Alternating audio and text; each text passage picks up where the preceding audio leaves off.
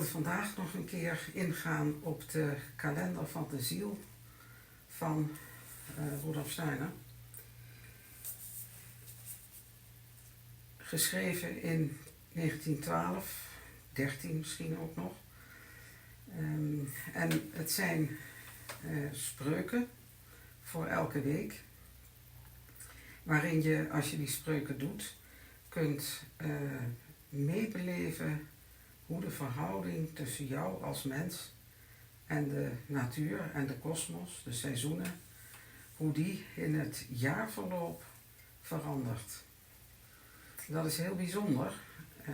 Aanvankelijk zul je dat misschien niet merken. Ik zou me kunnen voorstellen dat die spreuken in de eerste instantie wat ingewikkeld lijken en dat je het gevoel hebt, na een jaar bijvoorbeeld, dat je ze gedaan hebt iedere week, dat je het gevoel hebt dat je nog steeds geen vat erop hebt, hier en daar misschien iets gemerkt van een samenhang tussen datgene wat je mediteert en wat er in samenhang met de natuur en de kosmos gebeurt.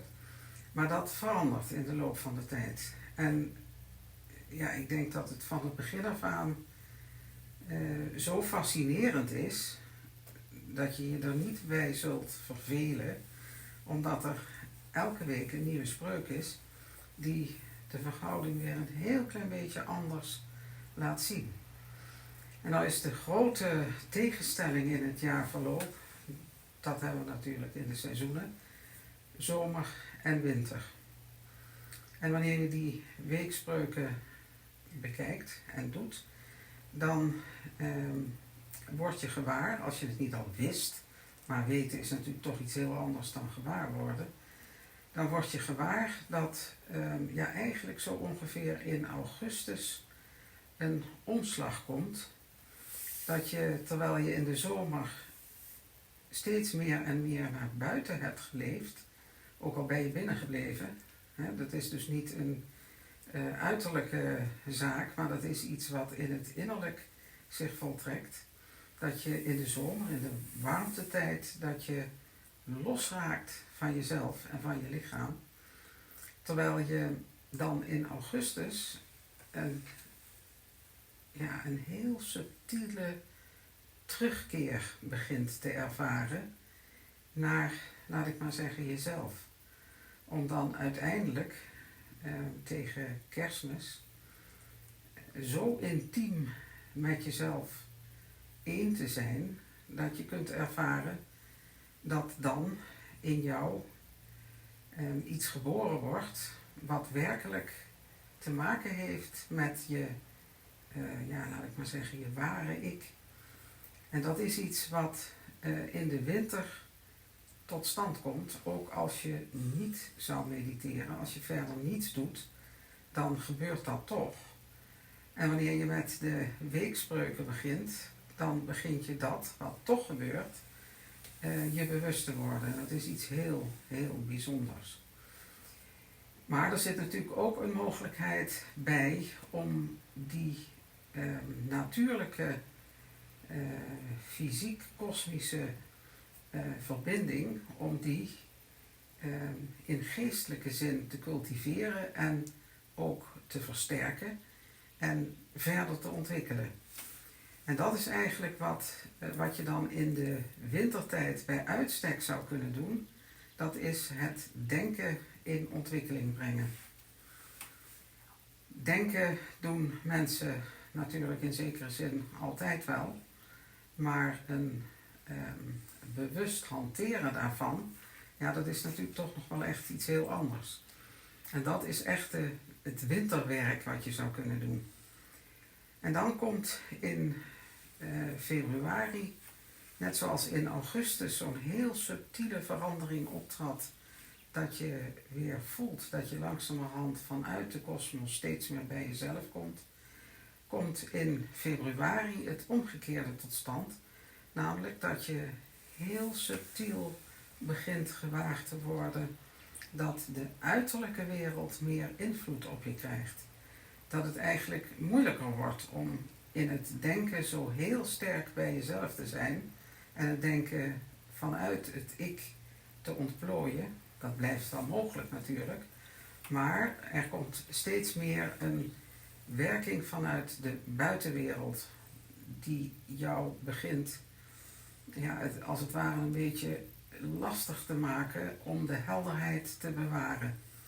En wat dan in de tijd naar Pasen toe steeds sterker wordt, dat is die beweging dat je vanuit jezelf je steeds meer wendt tot het wereldzijn, zou je kunnen zeggen. Dat je uit jezelf je opricht om niet meer met de eigen gedachten samen te zijn, maar steeds meer en meer je gedachten te richten op dat wat buiten is. En dat gaat ook min of meer vanzelf, want hoe heerlijk is het niet wanneer de eerste sneeuwklokjes verschijnen. Daar kijk je dan toch naar en dan voel je toch dat er een buitenwereld is. Maar die buitenwereld werkt tegelijkertijd zo dat hij je iets begint te, in het Duits staat er betauben.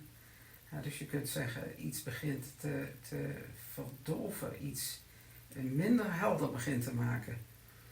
En met Pasen komt dan werkelijk de heel grote omslag.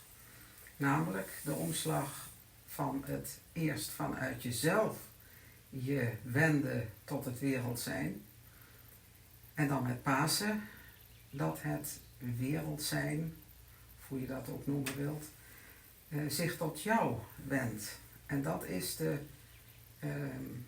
eerste boodschap van de lente, dat je een weg gaat naar de zomer toe, waarin je jezelf steeds meer loslaat. Eerst het denken, maar dan ook het voelen, de gewaarwording steeds meer. En tenslotte zelfs offer je de wil op aan de steeds warmer wordende buitenwereld. En dat betekent dat je een grandioze, eigenlijk een soort extase voorbereidt, die dan in de hoogzomertijd plaatsvindt.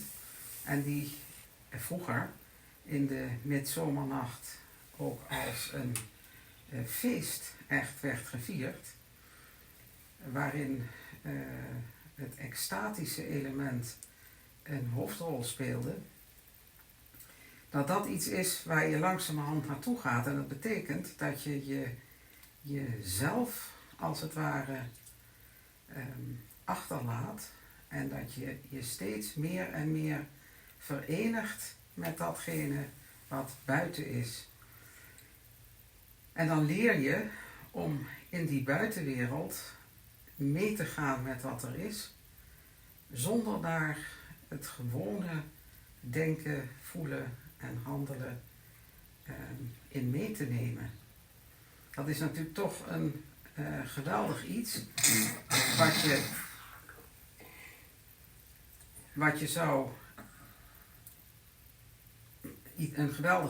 je zou wensen dat je dat in de hand zou hebben, wat je niet hebt, als je niet daar actief aan werkt. Maar het is iets wat de natuur van de mens, de geest van de mens, ons schenkt in het lente- en zomerleven.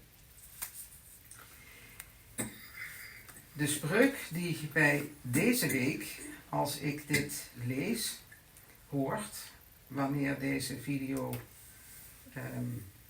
ook werkelijk verschijnt, is het misschien al iets later, maar ik denk het niet, luidt in het Nederlands als volgt: in het licht dat uit geestesdiepten in de ruimte vruchtbaar wevend het goddelijke scheppen openbaart, daarin, in dat licht, verschijnt het wezen van de ziel, wijd geworden tot het wereldzijn en opgestaan uit de bekrompen binnenmacht van de zelfheid. Dat is iets wat, je zou kunnen zeggen, een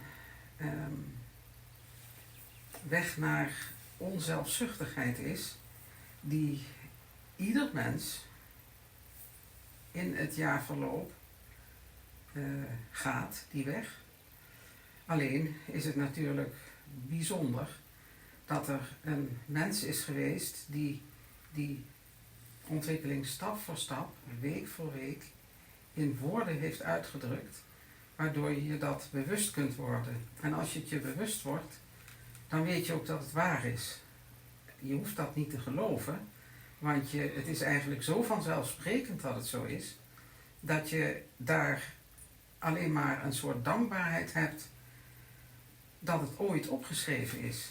En wanneer je dan naar de volgende week gaat, en dat zal ik dan laten horen om een idee te krijgen van hoe dat stap voor stap zich ontwikkelt, dus volgende week, dan gaat het verder. Uit de eigenheid is opgestaan mijn zelf. En het vindt zichzelf als wereldopenbaring in tijd en ruimtekrachten. De wereld toont mij overal als goddelijk oerbeeld de waarheid van de eigen afbeelding.